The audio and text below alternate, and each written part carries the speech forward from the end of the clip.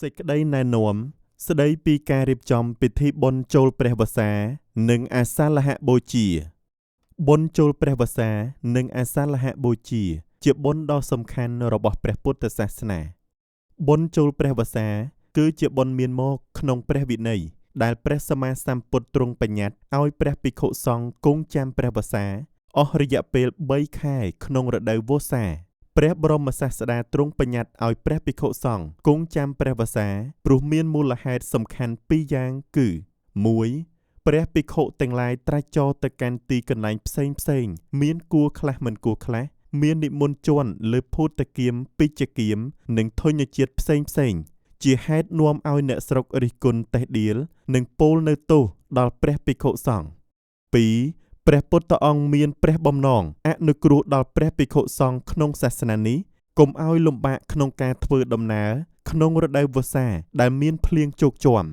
ការចូលព្រះវស្សាមាន2យ៉ាងទី1 ពុរិមិកាវស្សាការចូលវស្សាមុនដំបូងចាប់ពីថ្ងៃ100ខែអាសាឍបើឆ្នាំណាលើកខែអាសាឍ2ដងត្រូវចូលវស្សានៅថ្ងៃ100ខែទុតិយាសាទដល់គ្រប់មួយត្រីមាស3ខែទើបចេញព្រះវស្សានៅថ្ងៃ15កើតខែអាសត់ទី2បច្ឆមិកាវស្សាការចូលវស្សាលើកក្រោយថ្ងៃចូលវស្សាលើកដំបូងចំនួន1ខែចាប់ពីថ្ងៃ100ខែស្រាបដល់ថ្ងៃ15កើតខែកដឹកទើបត្រូវចេញវស្សាការចូលវស្សាលើកក្រោយនេះព្រះពុទ្ធទ្រង់អនុញ្ញាតដល់ព្រះភិក្ខុសង្ឃមានកិច្ចរវល់ដោយប្រការណាមួយដែលពុំអាចចូលវស្សាទី1ឲ្យចូលវស្សាទី2បានបុណ្យអាសាฬហបូជាអភិលក្ខតសម័យដែលត្រូវបានពុទ្ធសាសនិកប្រារព្ធឡើងនៅថ្ងៃ15កើតខែអាសាឍជារៀងរាល់ឆ្នាំដើម្បីរំលឹកដល់ព្រឹត្តិការណ៍ធំ5 1. ថ្ងៃដែលព្រះបរមពោធិសត្វទ្រង់ចុះចាប់បដិសន្ធិ 2. ថ្ងៃដែលព្រះបរមពោធិសត្វទ្រង់ចេញសាងអភិនេស្ក្រម 3. ថ្ងៃដែលព្រះពុទ្ធបរមគ្រូសម្ដែងធម្មចក្រកប្បវត្តនសូត្រ 4. ថ្ងៃព្រះពុទ្ធជាម្ចាស់ទ្រង់ស្ថាបនាព្រះសង្ឃ 5. ថ្ងៃព្រះពុទ្ធអង្គទ្រង់សម្ដែងយមកបដិហាសម្រាប់បុណ្យអាសាฬហបូជាឆ្នាំនេះប្រព្រឹត្តទៅនៅថ្ងៃពុធ15កើតខែទុតិយាសាទឆ្នាំមមីអត្តស័កពុទ្ធសករាជ2570ត្រូវនឹងថ្ងៃទី29ខែកក្កដាឆ្នាំ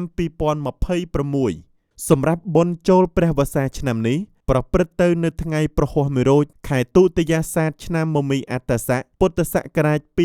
2570ត្រូវនឹងថ្ងៃទី30ខែកក្កដាឆ្នាំ2026ដើម្បីឲ្យពិធីបុណ្យចូលព្រះវស្សានិងអាសាฬហបូជាឆ្នាំនេះ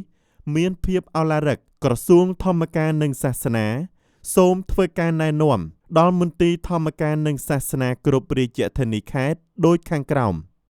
1. ត្រូវសហការជាមួយសាលាគុណរាជធានីខេត្តនិងគ្រឹះស្ថានអប់រំដើម្បីធ្វើការផ្សព្វផ្សាយខ្លឹមសារស្ដីពីបុណ្យចូលព្រះវស្សានិងអាសាฬហបូជាដល់ពុទ្ធបរិស័ទនិងយុវជនគ្រប់មជ្ឈដ្ឋានឲ្យបានយល់ជ្រួតជ្រាបអំពីអត្ថន័យនៃពិធីបុណ្យចូលព្រះវស្សានិងអាសាฬហបូជា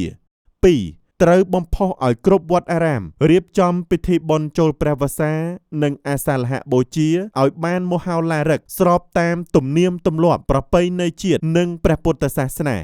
សម្រាប់នៅតាមបណ្ដារាជធានីខេត្តនីមួយត្រូវជ្រើសរើសវត្តណាមួយដែលមានលក្ខណៈសមស្របប្រារព្ធពិធីបុណ្យចូលព្រះវស្សា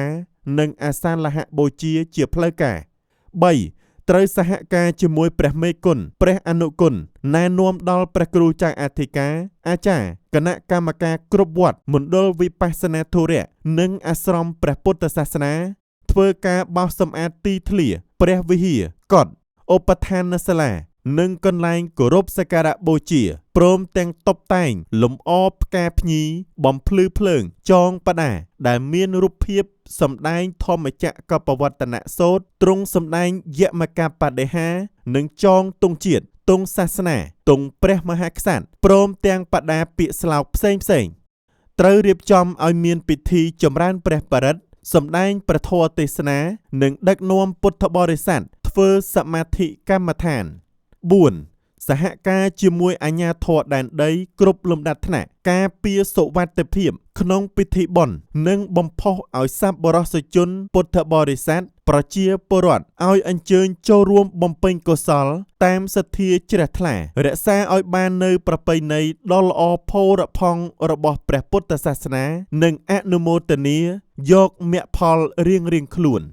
5. សូមពុទ្ធបរិស័ទចូលរួមឧបត្ថម្ភគាំទ្រព្រះភិក្ខុសង្ឃតាមបណ្ដាវត្តអារាមក្នុងរដូវចូលព្រះវស្សាដើម្បីព្រះភិក្ខុសង្ឃបដិបត្តិនៅធម៌វិន័យនិងគង់ចាំព្រះវស្សាឲ្យបានគ្រប់កាល3ខែដោយបរិបូរណ៍ទទួលបានសេចក្តីណែនាំនេះលោកប្រធានមន្ត្រីធម្មការនិងសាសនារាជធានីខេត្តនិងគ្រប់ភាគីពាក់ព័ន្ធត្រូវចាត់ចែងអនុវត្តឲ្យមានប្រសិទ្ធភាពខ្ពស់ថ្ងៃសុក្រ4រោចខែបឋមសាទឆ្នាំមមីអត្តស័កពុទ្ធសករាជ2570រាជធានីភ្នំពេញថ្ងៃទី3ខែកក្កដាឆ្នាំ2026ហត្ថលេខានឹងត្រារដ្ឋមន្ត្រីចាយបូរិន